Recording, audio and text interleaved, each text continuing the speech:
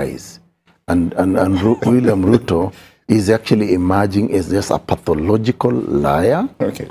Dear ladies and gentlemen, welcome back to the analysis of YOLENO TV. I hope you're well from whatever you're watching this channel.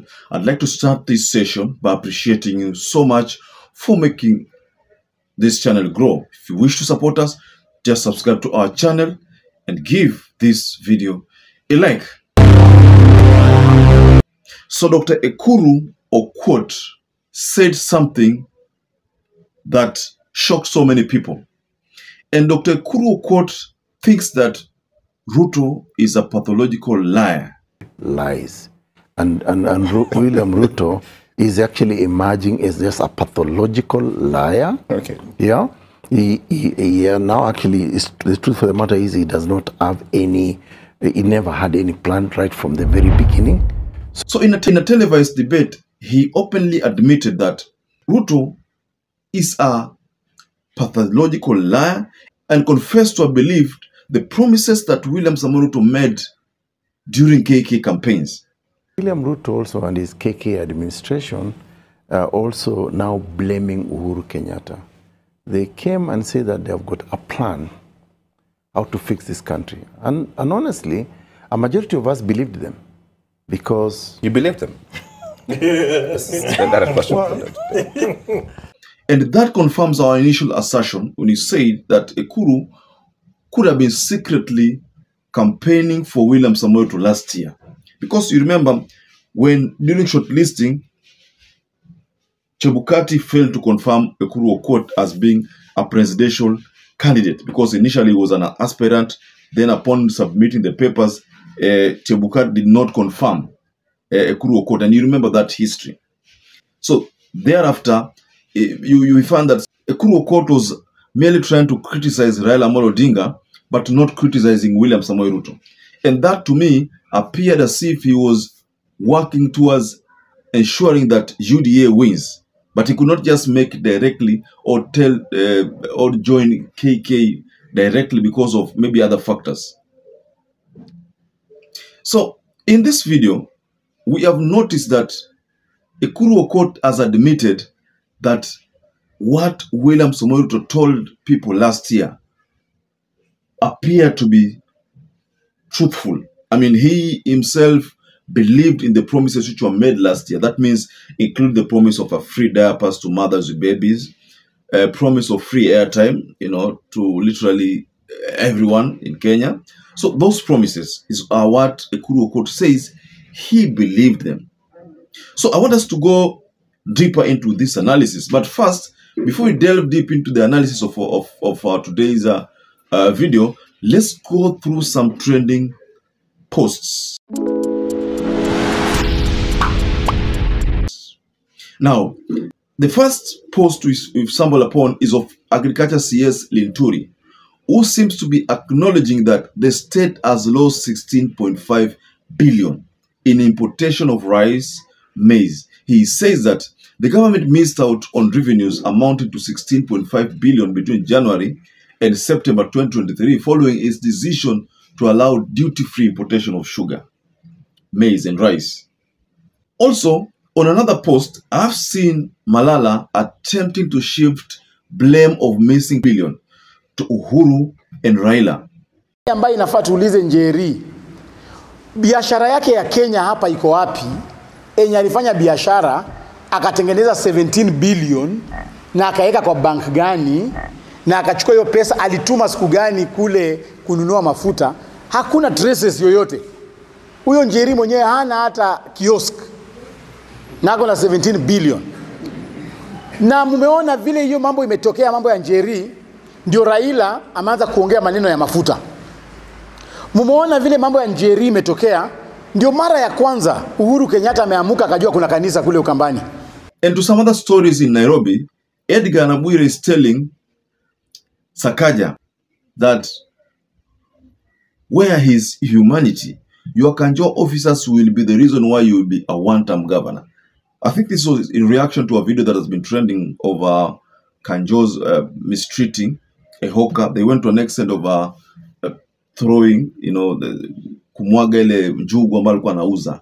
That's what the sad story behind what Kanjos have done. And I think they were so remorseful. If you look at that video carefully, you realize they are kind of remorseful. So on the global scene, the Eritrea president told Putin that US imperialism needs to be confronted and Russia should lead the strategy of the global pandemic called US sanctions. Imagine this tiny Eritrea is being contained by them. We're being punished with their sanctions every time. We have to be punished because we're not bowing. We are not bowing to their conditionalities. We are a very small threat. We are not even a threat to them. But they have to contain us. Sanctions, sanctions, sanctions, sanctions, conflict here, conflict there. Now, I think we need to strategize. And I say Russia will have to lead this strategy. Well, those are just some of the posts which I've sampled. Now, on a visit to Kirinyaga, let's just get back to our analysis. On a visit to Kirinyaga, if you're very keen, during the weekend, RUTO made a promise that many people welcomed, by the way. And for a moment, I saw people had some kind of a sigh of relief. Because the promise was that oil would be lowered, the price of oil will be lowered beginning next month, that is from December. But you see, Raila Amolo Odinga sensed that there was some kind of mauongo kidogo pale kwa hiyo. Probably that's why EKURU talks about pathological liar. So Raila reacted to the promise that William Ruto made of oil kushukishwa and asked, why not now? Why can't you reduce these prices now that the global prices have already reduced? Why can't you reduce them now? And even went to an extent of saying that part of the reason why hawezi shukisha ni kwa sababu Uganda wamedecline kuchukua mafuta na mafuta imejaa kwa matangi. So you will be the ones, Kenyans will be the ones to foot that bill. So how do we foot the bill? Through prices kuongezeka, so we pay for hiyo nyingine.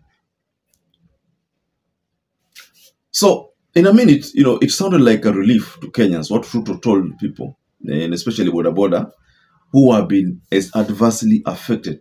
Honestly, some of the people were adversely affected here in boda because boda now, see how they operate. Boda are forced to spend, they are forced to spend heavily because of the price of diesel petrol. Earlier on, if they used to charge, let's say 100 for a particular destination, and back then maybe oil was like diesel will come 145. Now its diesel is 200 and something. That means the difference between 145 and 200 is like 60. Yeah, just say 60 or let's say 70 because it's around 210 there. So if you used to charge 100 and now you're spending more on diesel, that means you will be losing almost half of what, if you charge 100, if your profit was supposed to be like 50 from that sale, then that means your profit will be halved to round to someone like to amount like 25, because now some of those amount a charge client will now be able to take care, will be forced to take care of the increment in Mabei, the increment in Bay. EPRA has shocked Kenyans, because at the time when people expected a reduction, EPRA has indicated plans to have oil prices revised upwards because of some kind of taxation. They talked about some kind of taxation. It's not now the Hamas and the Israel war. They are talking about some kind of taxation. And who introduces tax? The government. So that means this is an issue which EPRA knows very well that the government can contain. So EPRA is shifting the blame game to the taxation which was introduced. Probably that's why price mpaka in the Jew. So this is akin to what happened in January when Ruto gave a national speech in Mombasa. He had gone to Mombasa in December. Asile January kuvuka mwaka. So he was giving a national address. And he assured Kenyans, that electricity rates will not be increased. Will not be increased. Then all of a sudden, they were increased. They were revised upwards. And that shocked so many people, by the way. So this is the reason why EKURU court called out William Ruto for being a pathological liar. On the other hand, William Ruto also and his KK administration are also now blaming Uhuru Kenyatta. They came and said that they have got a plan how to fix this country. And honestly, a majority of us believed them. because... You believe them? That's a direct question.